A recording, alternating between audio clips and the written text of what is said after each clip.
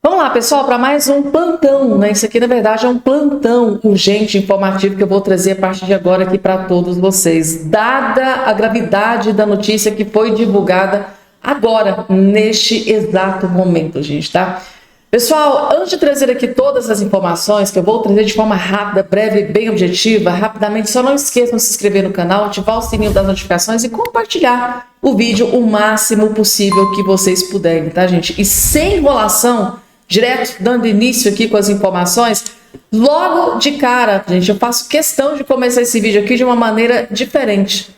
Não é todos os dias que a gente vê, que a gente ouve um jornalista dentro da Band News simplesmente detonando e destroçando um grande aliado do Lula, que inclusive é um dos responsáveis pela vitória do Lula em 2022. Janones, gente, tá? Assistam esse vídeo, porque aqui o jornalista da Band News detonou e destroçou a soberba. Nesse vídeo aqui, o jornalista pegou soberba do André Janones, embrulhou, gente, jogou no chão e ainda fez questão de pisotear em cima. É para isso que a gente paga a internet. Vejam. Rachadinha, né, Janones? Exatamente como nós... Pois é. Fez rachadinha, né, Janones? Exatamente como nós dissemos que o senhor havia feito meses atrás. E o senhor tentou desqualificar a palavra da imprensa. Disse que aquilo estava sendo distorcido, que a gravação, no seu contexto, veja bem, a gente ouviu, e eu lembro que eu estava de férias. E falei, lá vou eu ouvir 1h30 de conversa de Janones com seus assessores. E ouvi tudo aquilo. Haja estomazil. Não é publi. Tem um outro aí, haja Dramin, né? Porque era um negócio nojento, era uma corrupção escancarada. E era isso que a gente dizia que estava acontecendo aqui.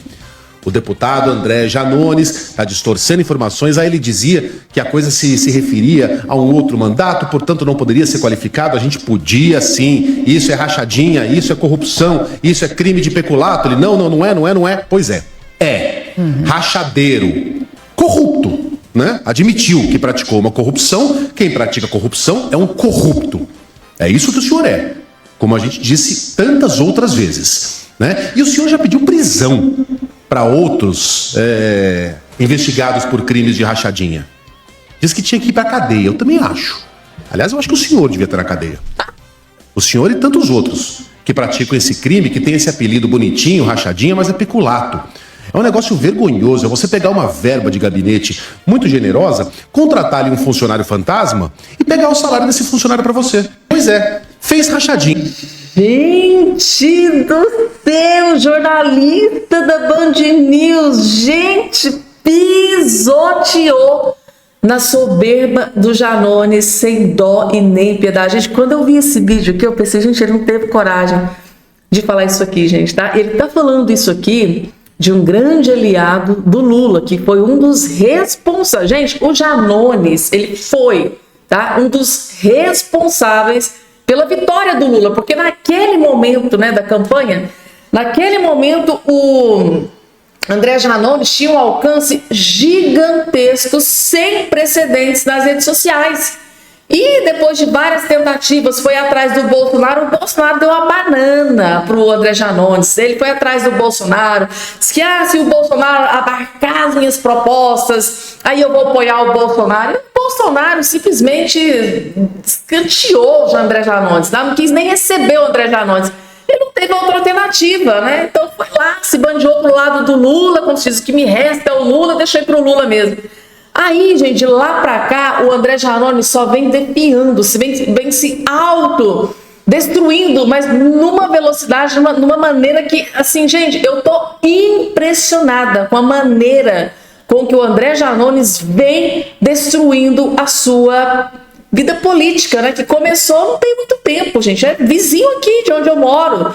Ituiutaba, gente, eu acompanho a vida do André Janones desde quando ele começou, lá na época do paralisação dos caminhoneiros, foi onde ele começou a aparecer nas redes sociais, né, utilizando aquela questão da paralisação dos caminhoneiros. Logo depois ele se candidatou a deputado federal, venceu com uma margem de votos bastante expressiva, né, para um primeiro eleição que ele pegou já no Congresso Nacional. Foi sim uma votação expressiva, mas de lá para cá ele só vem descendo, gente, descendo, caindo a ladeira. E é impressionante como ele sempre falava, né? Quem pratica rachadinha tem que ir pra cadeia, tem que ser preso, tem que ver o sol nascer quadrado. E agora? O próprio jornalista, gente, detonando, dizendo que o André Janones, grande aliado do Lula, tem que ser preso, tem que estar na cadeia. Meu Deus, gente, eu falo pra vocês que o mundo, gente, ele não gira, ele capota. E hoje, né, aquele cara que sempre utilizava, né, ai, Flávio Bolsonaro, rachadinha, agora ele, gente, ele confessou que fez rachadinha, só que ele, como PGR, gente, como PGR é Paulo Gonet, como PGR é indicado pelo Lula, vocês achariam mesmo que ele ia ter o mandato cassado? Que ele iria ser preso? Gente, meu Deus do céu, eu fico pensando, gente, tá? Tem gente que tava achando que o André Janones iria ser preso com tudo isso no STF, PGR do Lula.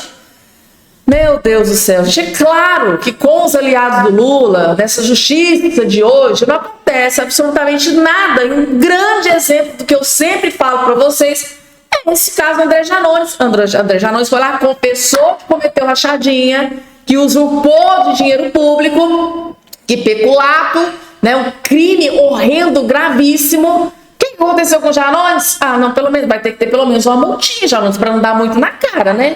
Então, se eu vou te absolver, não vai acontecer nada. Não vai ter mandado cassado, você não vai ser preso, mas alguma coisa, uma puniçãozinha tem que ter, né? O que você quer de punição? Acho que eles devem até ter perguntado para ele que punição que ele queria. É só uma opinião, gente, porque é tão vergonhoso uma notícia dessa aqui que eu sinto nojo da política, tá? Eu tenho nojo de política, dessa justiça segregada que existe nesse dia de hoje, gente, tá? Mas é isso que tem pra hoje, né? Enquanto o PGR se debruça assim em cima, faz aquele relatório contra o Bolsonaro, do outro lado que tem um criminoso, confesso que confessou. O que acontece, gente? Nada. Mas não, eles estão preocupados em prender o Bolsonaro, porque o Bolsonaro é um criminoso muito perigoso, não pode estar na sociedade, tem que ser preso, tem que ir pra cadeia.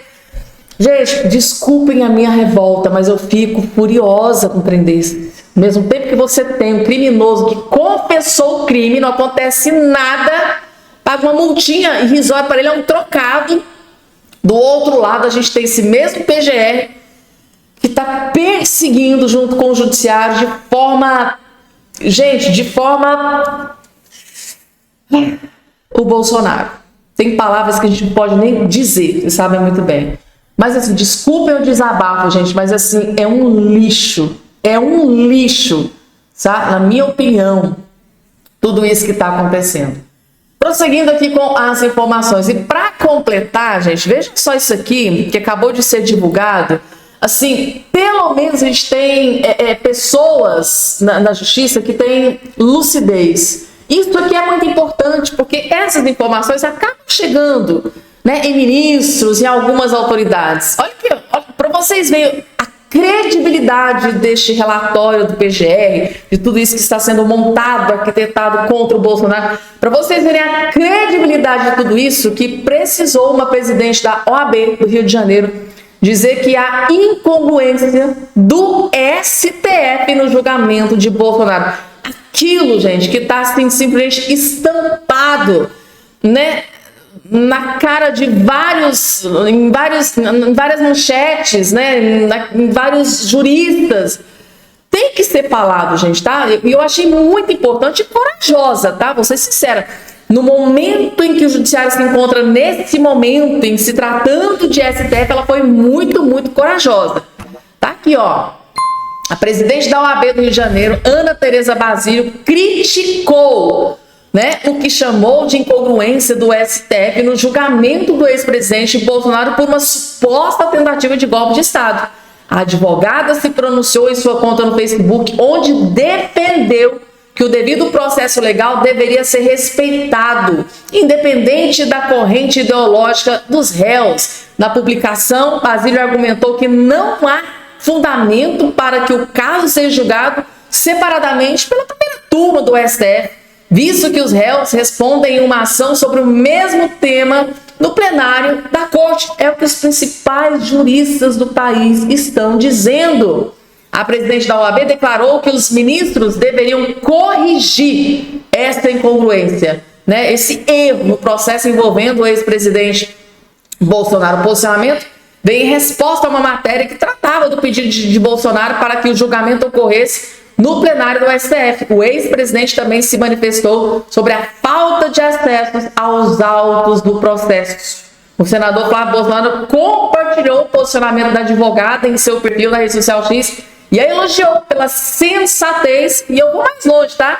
Coragem. Ela foi sensata e corajosa em se tratando dos ministros, né, do STF. Foi muito corajosa, né? E seus argumentos. O Flávio Bolsonaro disse o seguinte, ó, senador: fico feliz por ter se posicionado publicamente sobre as atrocidades jurídicas em execução contra Bolsonaro. Espero que outros presidentes de OAB dos estados sigam seu exemplo antes que seja tarde demais para resgatar a nossa democracia. A gente está aqui a postagem que ela fez, simplesmente detonando, né, gente, isso que vem acontecendo no judiciário brasileiro. Não se justifica julgar na primeira turma os acusados de crimes contra a democracia. Isso que eu acabei de mencionar, que ela postou aqui nas redes sociais, gente, tá? É muito preocupante, tá? O rumo em que tudo isso tá indo, gente, tá? Abre-se precedentes para coisas muito ruins no futuro que pode atingir, né, gente, nossos filhos, nossos netos. Então, precisa ser freado, paralisado enquanto é tempo, né? Eu acho que essa é uma das grandes preocupações do Flávio Bolsonaro, Eduardo Bolsonaro, dentre outros, né, aliados do Bolsonaro, principalmente. Próxima informação na tela, gente. Vejam que humilhante essa notícia para o governo Lula, para o governo brasileiro, gente, tá? Estados Unidos falam com 58 países e o Brasil fica de fora. Você sabe o que isso significa? Estados Unidos dando uma banana para esse governo brasileiro. Resumindo aqui para vocês, melhor ainda, tá? O governo dos Estados Unidos está simplesmente escanteando o governo Lula. Vejam só que informação. O chefe da diplomacia dos Estados Unidos, Marco Rubio, teve conversas telefônicas ou encontros pessoais com representantes de pelo menos 58 países em 1 mês e meio de governo Donald Trump. Apesar disso, o Brasil ficou fora de sua lista de contatos. E uma coisa, eu vou ser muito sincera e honesta aqui com todos vocês. O governo dos Estados Unidos, o governo do Donald Trump, sim, gente, está ignorando, sem dó e nem piedade, o governo brasileiro. Porque o que eles têm tentado, né, de reunião, né, ligação, eles têm tentado, principalmente depois dessa questão das tarifas, né, taxação do Donald Trump para alguns países. Claro que o governo brasileiro está bastante apreensivo com essas tarifas, sanções aí do Donald Trump a vários países, inclusive teve reunião geral do Alckmin e tal com o governo dos Estados Unidos. E, assim, eles vêm tentando, tá? E este aqui que está na sua tela, que é o secretário de Estado, Marco Rubio, já o governo brasileiro tentou fazer vários contatos, ele foi ignorado em todas as tentativas. Para vocês verem o nível de credibilidade que tem o governo Lula perante o governo dos Estados Unidos, Donald Trump, e principalmente do secretário, né, de Estado, um dos homens de braço forte, um dos homens de confiança do Donald Trump, que é o Marco Rubio, gente. Tá aqui a informação. É muito humilhante, né, você ter um governo que fica ali ligando, tentando e é simplesmente ignorado, descartado, melhor dizendo. Gente, uma informação que está sendo divulgada amplamente, que tem deixado esse desgoverno Lula, principalmente o Lula, extremamente furioso. Essa notícia, inclusive alguns aliados do Lula estão dizendo que os generais aqui estão traindo o Lula, tá? Traíram Luiz Inácio Lula da Silva. 4 generais do alto comando durante agora esse terceiro mandato de Lula saem em defesa do general da reserva Estevão Teófilo, denunciado pelo suposto golpe. Freire Gomes, Júlio César Arruda, Fernando José Santana e Sérgio Negrais enviaram depoimentos escritos ao PGR. Isso aqui, gente, está sendo interpretado como uma traição dos generais durante o governo Lula. Tá aqui, sai em defesa do general da reserva Estevão Teófilo. Isso aqui, gente, deixou muita gente incomodada dentro do governo Lula. Tá aqui a informação que também foi divulgada aqui, mais completa para vocês entenderem, pelo portal de notícias UOL. Generais que foram, do alto comando da gestão do Lula defendem acusado do suposto golpe. Deixa eu corrigir aqui a matéria, porque como é do UOL, é de esquerda, vocês sabem como é o viés aqui dessa matéria. Mas o importante é que eles trazem essa informação de que, segundo aqui alguns aliados do Lula, foi uma grande traição. 2 integrantes do alto comando do Exército durante o 3º mandato do governo Lula fizeram por escrito depoimentos em defesa do general da reserva Estevão Teófilo, denunciado pela PGR por suposta tentativa de golpe para manter o presidente Bolsonaro no poder, o que é uma...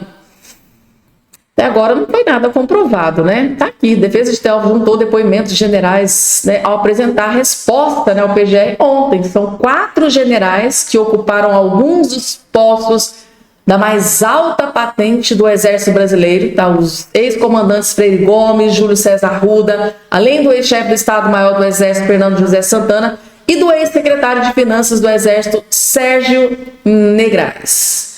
Os 2 últimos integraram o alto comando do Exército até o ano passado. Santana deixou o posto em abril e Negrais entregou o cargo em setembro. Os 2 foram para a reserva. Teófilo também estava no alto comando até novembro de 2023, já no governo Lula, quando foi para a reserva. Generais exaltam qualidades morais e profissionalismo de colega denunciado. Ou seja, eles exaltaram esse colega que está sendo denunciado ali pela PGR. Mais ou menos isso para vocês entenderem, tá? Dos 4 generais, 3 afirmaram nunca terem visto Teófilo defender práticas ou ideias de golpistas. Ou seja, esses generais que trabalharam no alto comando do Lula estão dizendo aqui, gente, que eles estão derrubando a narrativa. Esses generais, tá, do alto comando do governo que trabalhou na 3ª gestão do Lula, estão simplesmente dizendo que essa denúncia da PGR é uma narrativa, mais ou menos isso. Tipo assim, cara, eu nunca vi eles fazendo nada. Tá aqui, ó. Afirmaram nunca terem visto, o Teófilo defender práticas ou ideias golpistas. General Freire Gomes, que depois na PF, na investigação sobre o golpe, foi mais genérico e disse que o perfil histórico não são irretocáveis, e comprometidos com os valores, tal. Gente, resumindo para vocês, eu acho que isso aqui deve ter jogado ali uma piscina de água fria, no governo Lula. Tipo assim, o general do alto comando defendendo, daquelas injustiças que estão acontecendo com os aliados do Bolsonaro. Para eles, eu acho que eles não devem ter recebido muito bem essa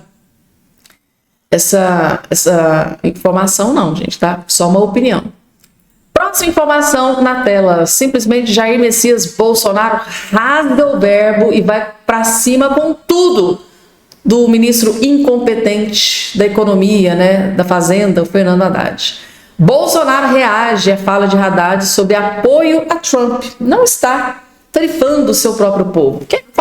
Deixa eu contar para vocês aqui essa treta entre o Haddad e o Bolsonaro. Durante participação no podcast Flow dessa sexta-feira, o ministro da Fazenda, Fernando Haddad, criticou as taxações impostas pelo presidente americano Donald Trump e mencionou que se trata de um homem apoiado pelo ex-presidente brasileiro, o Jair Bolsonaro. Ou seja, ele criticou o Donald Trump, que está taxando, está tarifando, e disse que esse homem que está taxando e tarifando, que é o Donald Trump, é apoiado por Bolsonaro. Aí, gente, o Bolsonaro rasgou o verbo, foi lá. Haddad disse durante o programa que há uma contradição entre o protecionismo norte-americano e a recente política brasileira, tal. E neste sábado, Bolsonaro usou as redes sociais para reagir, sugerindo que o presidente Lula discuta a redução das tarifas diretamente com o Trump e Elon Musk. Alguém, quer que o recado que o Bolsonaro mandou aqui para o Haddad. Alguém avisa ao Haddad que o Donald Trump está taxando os outros, não o próprio povo, que é o que o Lula está fazendo aqui com o povo brasileiro. O Lula não está taxando os outros países, os outros. O Lula está taxando o seu próprio povo. E o Donald Trump não está fazendo isso. O Donald Trump está taxando os outros. É aquela questão da reciprocidade. Ainda tem a questão da reciprocidade. Não é que o Donald Trump está lá, está torto à direita, taxando, não. É questão da reciprocidade. Ah, está taxando a gente em 10%? Vou taxar vocês em 10%. Se você taxa a gente em 20%, vou taxar você em 20%. É reciprocidade, a justificativa do governo americano, do Donald Trump. Aí o Haddad quis aproveitar da situação, quis sambar, né, tentando inverter, fazer malabarismo para inverter a realidade. Aí o Bolsonaro veio esfregou na cara dele, meu querido. O Donald Trump está taxando os outros países, tá? Agora o Lula está taxando o seu próprio povo. E o Donald Trump não está taxando o seu próprio povo, seus eleitores. Meu Deus, gente, o Haddad poderia dormir sem essa hoje, mas o cara... Eu costumo dizer para vocês aqui nesse canal o seguinte, que o Bolsonaro, ele parece uma caixa de marimbondo. Sabe aquela caixa de marimbondo que tá ali quietinho? Bolsonaro tá quietinho, mas se cutucar, vai ser ferroado, gente. Deixa o homem quieto, porque não adianta. Se vocês cutucarem o Bolsonaro, vocês serão ferroados e vai doer, porque é muito humilhante. Essa fala do Bolsonaro agora, rasgando o verbo contra o Haddad, ele humilhou o Haddad. Olha, vai lá, quer aprender, né, como que a gestão de finanças, poxa, vai pegar uma aula com o governo do Donald Trump dos Estados Unidos, porque o Donald Trump está taxando os outros, não o próprio povo. De quebra ainda detonou, né, gente, tá? Bolsonaro, oh meu Deus, não é à toa que é o líder da direita, né?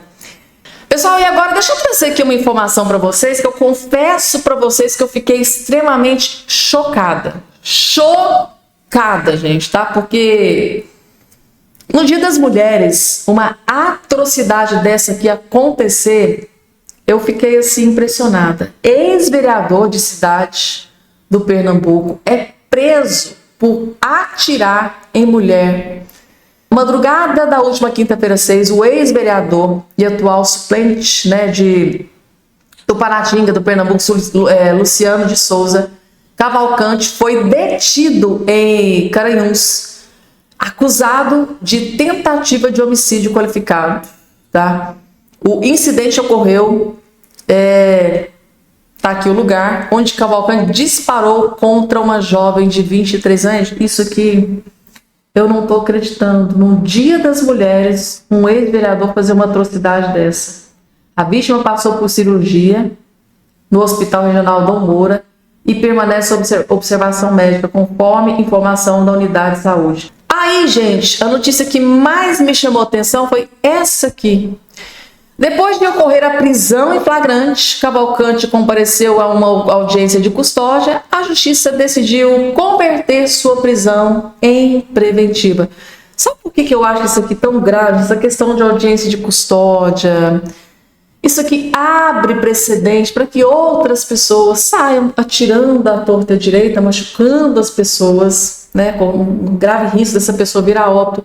E assim, vai ali, audiência de custódia, e a pessoa está na rua novamente para cometer outros crimes. Eu falo para vocês, gente, que a justiça brasileira parece que ela é trabalhada para proteger bandido, criminoso.